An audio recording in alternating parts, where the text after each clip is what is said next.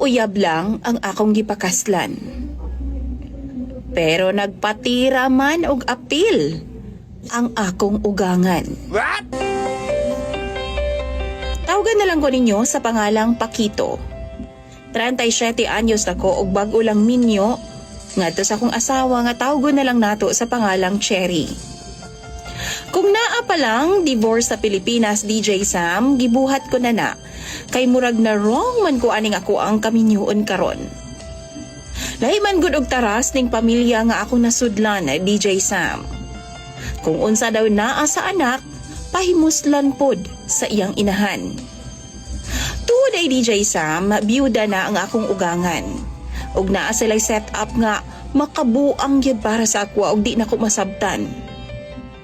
Gabi human sa among kasal, DJ Sam, wa gyud nahitabo sa among ani Cherry. Kay naaman dito matug ang iyang inahan na sulod sa kwarto nga among giabangan na sa hotel. Pagkaugma dihang pagpanguli namo sa bahay, DJ Sam, didto na ko nakabigwas og tama na sa akong asawa. Apan dihang mi-duty na ang akong asawa pagkasunod adlaw, DJ Sam, gisulod ko sa kwarto sa iyang inahan og nakipag-ana-ana nako. Ingon pa siya, DJ Sam, kung unsa daw ang responsibilidad nako sa iyang anak, buhaton po daw nako sa iyaha. Responsibilidad po daw nako nga buhaton sa iyaha. Nagsabot na daw silang duha sa iyang anak, DJ Sam, og nahimo na daw ng regular kaniadto pa lang sa unang mga uyab sa iyang anak. Gitawagan ako si Cherry, DJ Sam. Pero nadismaya ko sa iyang tubag, kay ana pa siya.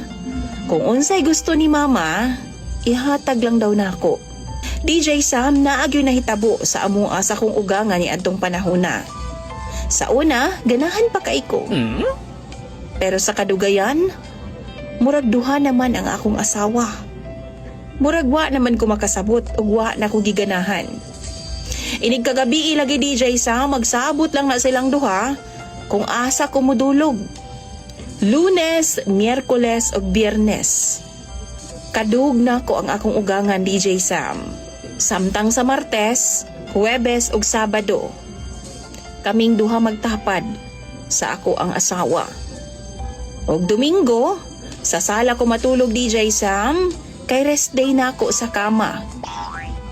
Ang tinuod ana, wa ako'y trabaho sa karon og ang akong ugangan ug asawa lang ang naa, DJ Sam. Binuhi ra ko nila. Gipinahan pod ko nila nga dili magsulti sa laing tao kalabot sa among setup sa bahay.